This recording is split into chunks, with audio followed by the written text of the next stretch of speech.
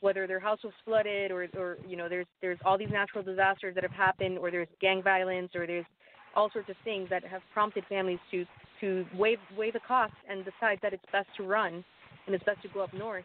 And he started talking about just the histories of, like, when we think about the United States and slavery and people having to run north, for freedom, for liberation. And if we can share, these stories, we can understand and come to terms that people are going to thrive. People are going to find a way to thrive. Our kids deserve the best opportunities, and we're going to find a way to come together to ensure that they thrive as well, that they get equipped with, the best knowledge, with the opportunities, that they get the skill sets that they need to survive in this global economy that we have right now.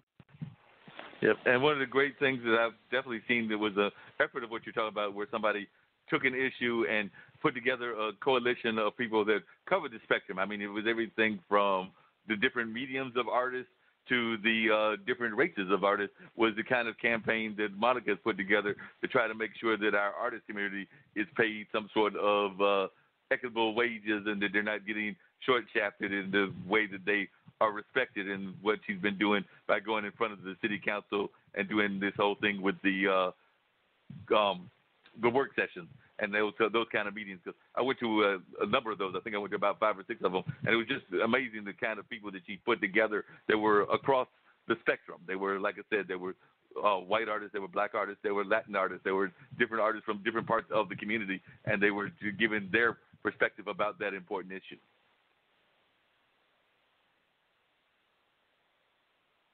That's wonderful. Yes. So it's good seeing that. Yeah. Go ahead, Alexandra. So just thinking of STEAM.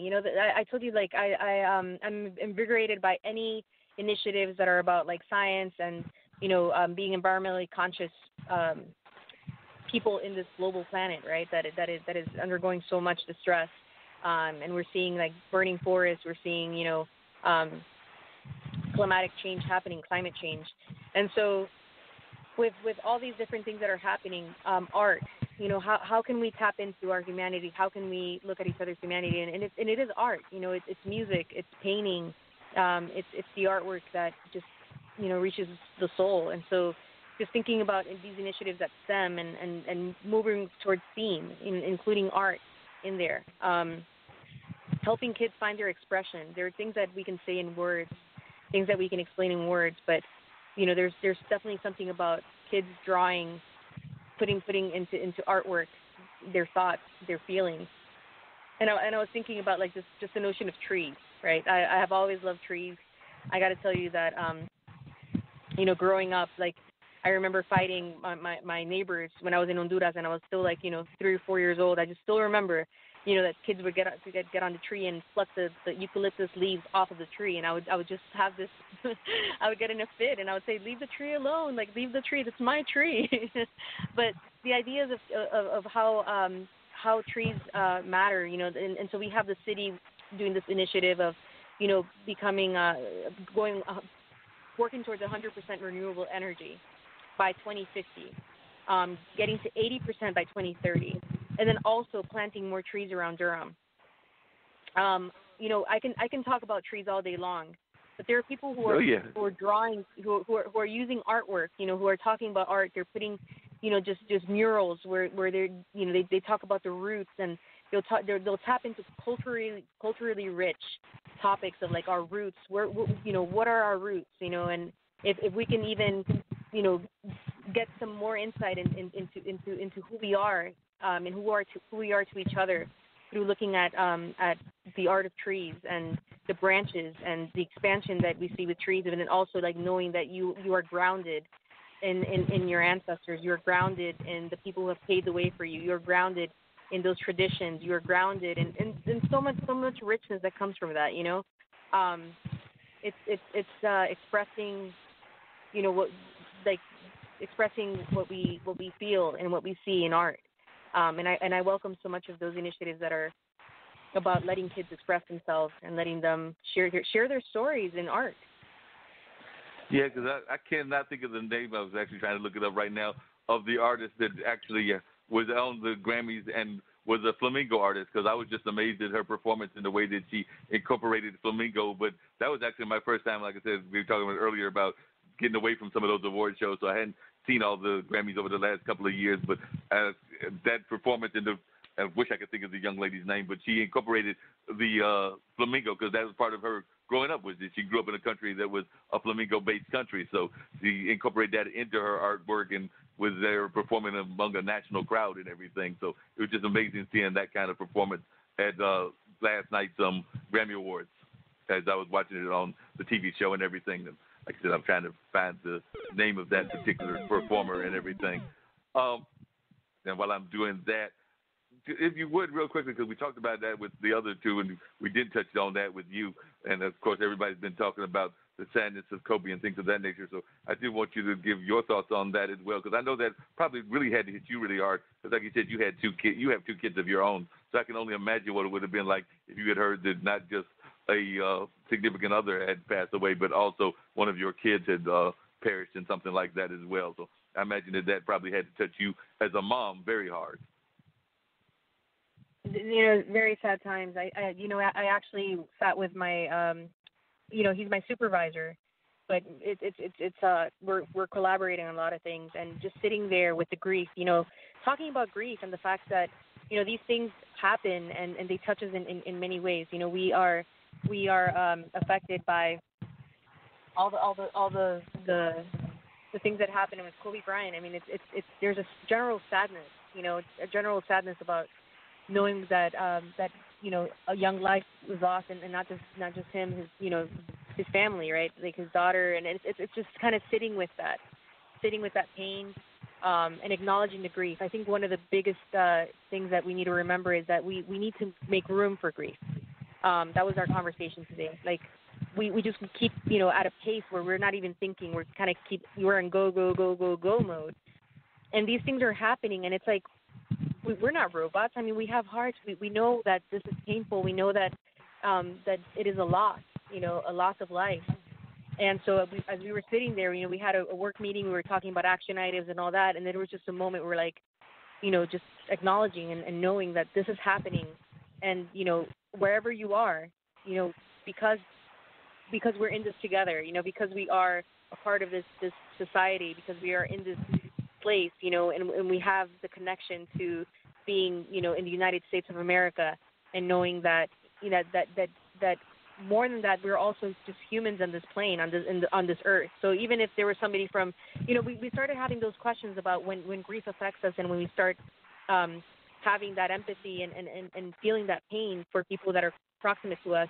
But we start looking at the scaling and looking at the layers. So we have the Durham community, we have North Carolina, we have the United States, we have the North American continent, right? And then we have the world.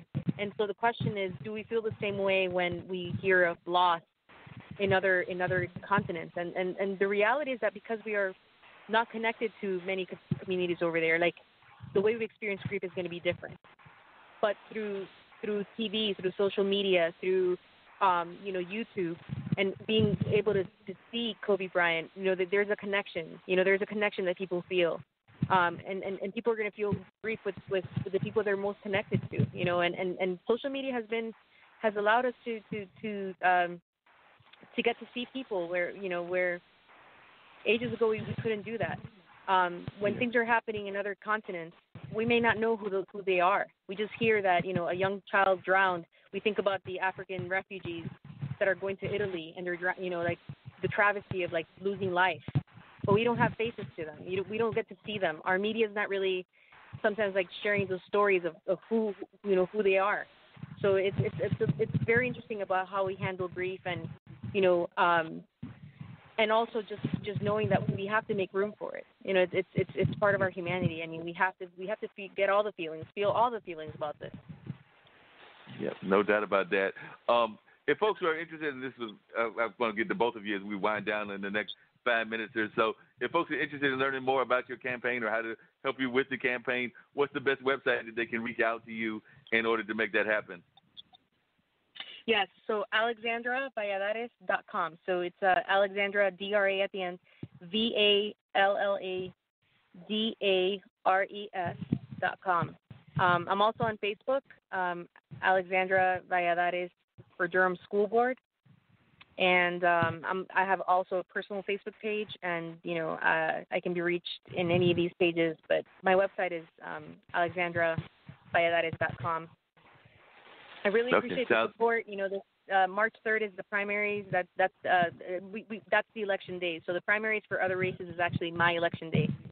The race ends March 3rd, and so I just really appreciate if there's people with any questions, reach out. I'd love to talk to you. And is early voting going on now, or is that already started, or is that and if so, what are the dates for that? Okay, early voting starts February 13th.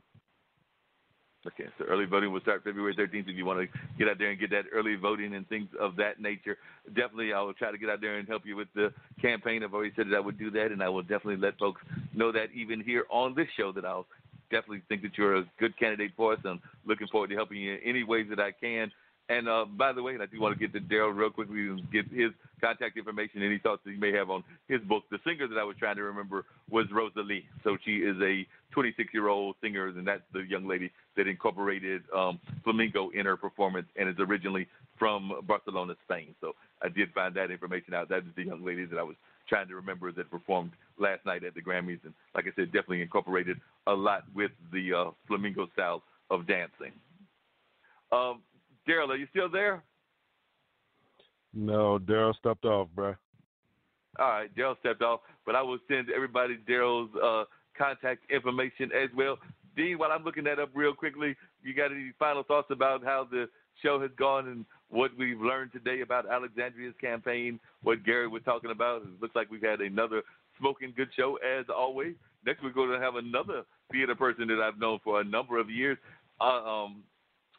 Aduke will be here. She is a longtime playwright as well, who has done playwriting work in Atlanta, New York City, North Carolina, and various other places. So we're definitely looking forward to that conversation, and she'll be on the show next week. So definitely might be somebody else that you might be interested in doing some research on and finding out what they're all about. Like I said, Daryl was an amazing guest. Was glad to have him on. So we'll find out. As a matter of fact, I'm looking up right now his contact information. But while I'm looking that up, any final thoughts that you've got? You know what? As always, we thank all of our guests for joining us tonight, sharing the insight, and hopefully everything will turn out positively for them. You know, it's been a great discussion, and we always have great discussions because we have great guests, and we can't complain. Monday night, 7 p.m., catch us right here live on Blog Talk Radio. It replays tomorrow on the Skyhawk Radio Network at 2 o'clock p.m. Eastern Standard Time.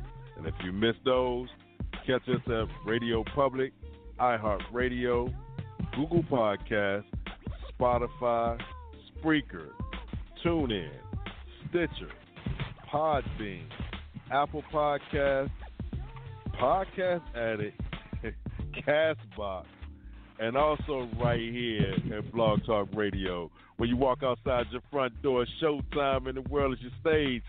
Just make sure that people are not watching the rehearsal. With that being said, it's the six-man team, Geronimo. I'm out. I'll see y'all in 7 days. That's right. We'll have another great show. Do keep your eyes and ears on the Facebook page that we keep track of, as well as our other pages that we do for the show right here, because that is where I will be posting information about Daryl Bumpus, as well as the other contact information for Garrett Davis and, of course, Alexandria's campaign. So you can definitely have another way that you can reach out to our amazing guests and learn about the different things that they have been involved in. And like I said, Daryl definitely mentioned his book, and the book is definitely about stepping into your greatness, stepping into your journey, something that a lot of times we find ways to sabotage ourselves and not do when we should be doing that. So he has definitely talked about that in his book, and you've heard him talk about some of the ways that we listen too much to negative thoughts when we should be listening to the positive things. And you also heard him talking about definitely paying attention to what the body is sending us in terms of signals and messages and things of that nature. Both he and Garrett talked about that, and that is something we need to do on a regular basis. I know I can sometimes get lazy with the whole exercise and positive